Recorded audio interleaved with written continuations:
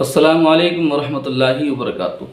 नाज़रीन, मैं आपकी खिदमत में लेकर हाज़िर हूँ एक बहुत ही नायाब अमल, और वो अमल जिसके करने से अल्लाह तबारक व तआला ने हज़रत ज़करिया अलैहिस्सलाम को बुढ़ापे में, उस हालत में जबकि आपकी उम्मीदें टूट चुकी थी और आप बिल्कुल नाउम्मीद हो गए थे, इसलिए कि बुढ़ापे में जाने के बाद फिर इंसान उम्मीद तोड़ देता है, इसलिए कि बुढ़ापे में औलाद नहीं होती। जब औरत बांझ हो जाती है, सिन्ने अयास को पहुंच जाती है, जब उसे हैज़ आने बंद हो जाते हैं, तो फिर वो बच्चा करने के काबिल नहीं रहती। लेकिन अल्लाह तबारक व तआला ने दुनिया वालों को दिखा दिया, ऐ मेरे बंदो, कभी भी किसी भी हालत में नाउम्मीद मत होना। जो रब बग़ैर माँ बाप के हज़रत आदम को पैदा कर सकता है, जो रब बग़ैर माँ के हज़रत हव्वा को पैदा कर सकता है, जो रब बग़ैर बाप के हज़रत ईसा को पैदा कर सकता है, वो रब बुढ़ापे में भी 10 साल के बाद भी, 20 साल के बाद भी 30 साल के बाद भी औलाद अता कर सकता है। तो आप बिल्कुल परेशान मत होइए। अगर औलाद आपके पास नहीं है तो आप हिम्मत से काम लीजिए। अगर शादी को 10-20 साल भी हो गए हैं तो आप परेशान मत होइए, सब्र से काम लीजिए। अल्लाह के हर काम में बेहतरी है, अल्लाह जो करता है बेहतर करता है। अल्लाह की ज़ात से उम्मीद रखिए और अल्लाह से दुआ करते रहिए। नाज़रीन इकराम, मैं आज को वो दुआ बताने वाला हूँ जिसकी बरकत से अल्लाह ने हज़रत ज़करिया अलैहिस्सलाम को बुढ़ापे में जाकर औलाद अता फरमाई, जबकि आपकी उम्र काफ़ी हो गई थी और आपने उम्मीद तोड़ दी थी, और आपकी जो शरीक हयात थी वो सिन्ने अयास को पहुँच चुकी थी, मतलब उन्हें हैज़ आने बंद हो गए थे, वो बांझपन जो होता है वो उन्हें लाहिक हो गया था। अगर बांझपन जवानी में हो जाए तब भी औलाद नहीं होती तो फिर बुढ़ापे में कैसे हो सकती है।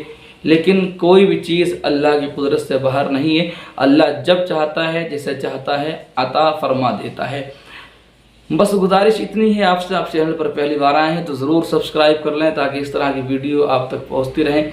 और अगर आपने हमारा चैनल सब्सक्राइब कर लिया है तो हम आपकी मोहब्बतों का शुक्रिया अदा करते हैं। नाज़रीन इकराम, इस हमारे पैगाम को आप वहाँ तक पहुँचा दें जहाँ तक ज़रूरत है। यानी जो लोग औलाद के लिए परेशान हैं, मायूस हो चुके हैं, दर दर की ठोकरें खा रहे हैं, दिन रात परेशान रहते हैं, उन तक पहुँचा दें। हो सकता है वीडियो सुनने के बाद उनके दिल को थोड़ा सब्र हो जाए और थोड़ा उनको सुकून मिल जाए। अगर हमारी वजह से किसी को सुकून मिल जाए तो ये भी बड़ी अच्छी बात होगी और ये भी बड़े सवाब का काम होगा। नाज़रीन इकराम, मैं आपको वजीफ़ा बताता चलूँ, इससे पहले मैं आपसे गुजारिश करता हूँ, अगर आप ये चाहते हैं कि हम आपके लिए दुआ करें तो आप अपना नाम कमेंट बॉक्स में लिख के अपनी परेशानी बता दें। इंशाअल्लाह आने वाली वीडियो में आपका नाम लेकर दुआ की जाएगी, जिस तरह हम हर वीडियो में उनका नाम लेकर दुआ करते हैं जो कमेंट बॉक्स में दुआ करने के लिए कहते हैं। मैं दुआ कर रहा हूँ, आप आमीन कह दें। क्या पता अल्लाह किसकी दुआ और किसकी आमीन को कबूल फरमा ले। मैं दुआ करता हूँ, परवरदिगार तुझे तेरे हबीब का वास्ता, तुझे करबला वाले शहीदों का वास्ता, परवरदिगार करबला के नन्हे शहीद अली असगर का वास्ता, परवरदिगार आलम सैयदा तय्यबा ताहिरा हज़रत फ़ातिमा ज़हरा की चादर का वास्ता, मौला ताला तू बे औलादों को औलाद अता फरमा। परवरदिगार जो औलाद के लिए परेशान हैं उन्हें औलाद की दौलत से माला माल फरमा। परवरदिगार सब की परेशानियों को आसानियों में तब्दील फरमा। नाज़रीन इकराम, मैं आपको बताता चलूँ आपको करना क्या है। आपको ये वजीफ़ा करने से इंशाअल्लाह अल्लाह की ज़ात से उम्मीद है, अल्लाह तबारक व तआला ने जिस तरह हज़रत ज़करिया अलैहिस्सलाम को बुढ़ापे में औलाद अता फरमाई, अल्लाह तबारक व तआला आपको भी इंशाअल्लाह औलाद अता फरमाएगा जिस वक्त आप मांगेंगे। गुजारिश ये है कि आप दुआ मांगते रहें, अल्लाह की ज़ात से ना उम्मीद ना हो, और ये आप देख लें कि हम कोई हराम काम तो नहीं कर रहे हैं। इंसान अगर हराम काम करता है तो अल्लाह उसके लिए रहमत के दरवाज़े बंद कर देता है। और आप यकीन जानिए, औलाद बहुत बड़ी अल्लाह की रहमत है और नेमत भी है। लिहाजा अगर आप कोई नाजायज़ कारोबार करते हैं, कोई हराम काम करते हैं, कोई गुनाह का काम करते हैं, तो आप अपना मुहासबा कीजिए, अपने बारे में देखिए और उससे आप दूर हो जाइए। अगर आप अल्लाह की रज़ा के लिए हराम काम, गलत काम छोड़ देंगे, गुनाह के काम छोड़ देंगे, इंशाअल्लाह सुम्मा इंशाअल्लाह अल्लाह आप पर अपनी रहमत नाजिल फरमा देगा और अपनी नेमत से अल्लाह आपको ज़रूर इंशाअल्लाह नवाज देगा।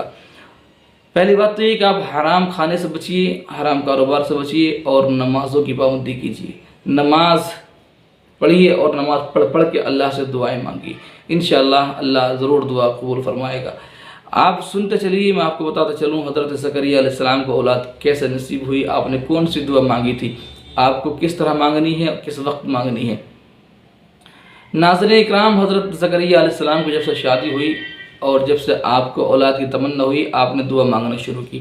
ایسا ہوتا ہے شادی سے پہلے انسان حساب لگاتا ہے، ایک شادی کے 1 سال بعد تک بچہ نہیں کرنا، 2 سال بعد تک نہیں کرنا، شادی کے بعد بچے ہو جاتے ہیں تو پھر انسان بچوں میں پھنس جاتا ہے۔ طرح طرح کی باتیں شادی سے پہلے انسان کے ذہن میں ہوتی ہیں، لیکن جیسے نکاح ہوتا ہے، میاں بیوی کی ملاقات ہوتی ہے، ہفتے 2 ہفتے 4 ہفتے گزرتے ہیں، مہینہ 2 مہینے گزرتے ہیں، تو پھر انسان کے دل میں خواہش پیدا ہونا شروع ہو جاتی ہے۔ پھر بس ایک ہی لگن رہتی ہے میاں بیوی دونوں کی، جتنی جلدی ہو سکے اللہ خوشخبری سنا دے، کچھ رہ جائے، حمل ٹھہر جائے، کوئی بیٹا بیٹی ہماری زندگی میں آ جائے۔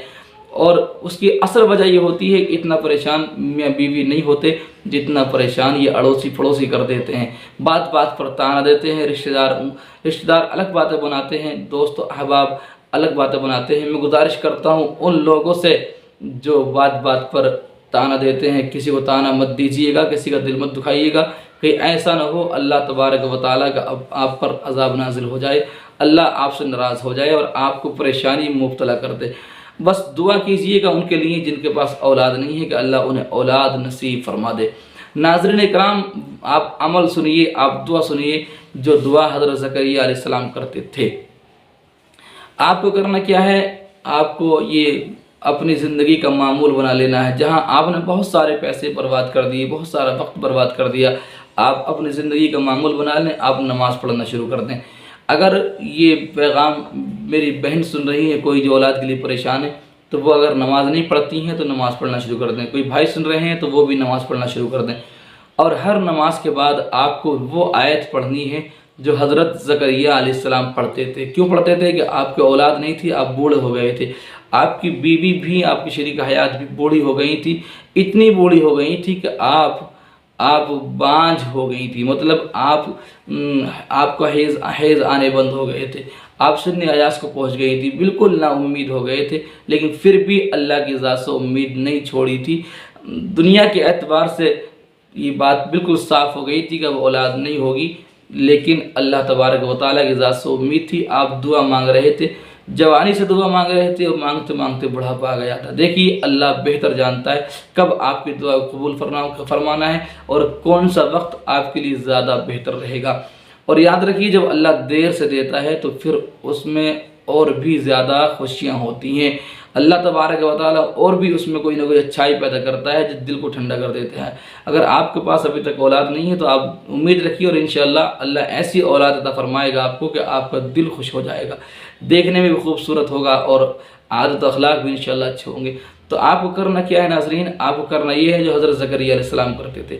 حضرت زکریا علیہ السلام جب آپ کو اولاد کی یاد آتی، جب وقت ملتا، جب اللہ سے دعا مانگتے تو آپ دعا فرماتے، ربی لا تذرنی فردا وانت خیر الوارثین، ربی لا تذرنی فردا وانت خیر الوارثین، ربی لا تذرنی فردا وانت خیر الوارثین۔ اے رب مجھے ایک بیٹا عطا فرما، میرا وارث مجھے عطا فرما۔ آپ بھی اس دعا کو یاد کر لیں، یہ قرآن پاک کی آیت ہے، اور یہ وہ آیت ہے جس کو حضرت زکریا علیہ السلام پڑھا کرتے تھے، جس کی برکت سے اللہ نے انہیں بڑھاپے میں جب بالکل امید نہ تھی اس وقت خوشخبری سنائی، اے میرے پیغمبر ہم نے تمہیں ایک خوبصورت بیٹا عطا فرمایا، اور بیٹا کتنا پیارا عطا فرمایا، بیٹا بھی وہ بیٹا جس کو اللہ نے اپنا نبی بنایا، جن کا نام حضرت یحییٰ علیہ السلام ہے۔ تو پتہ ہی چلا اللہ جب دیر سے دیتا ہے تو اللہ بہت اچھا دیتا ہے، دل خوش کر دیتا ہے۔ انشاءاللہ آپ کا دل بھی خوش ہو جائے گا۔ میں گزارش کرتا ہوں آپ چینل پر پہلی بار آئے ہیں تو سبسکرائب کر لیں۔ جن بھائیوں نے جن بہنوں نے دعا کے لیے کیا کہا ہے، پروردگار عالم ان کی دلی آرزو کو پورا فرمائے، انہیں نیک صالح اولاد نصیب فرمائے۔ اپنا خیال رکھیے، پھر ملتے ہیں کسی اور ویڈیو کے ساتھ، جب تک کے لیے اللہ حافظ۔ السلام علیکم ورحمۃ اللہ وبرکاتہ۔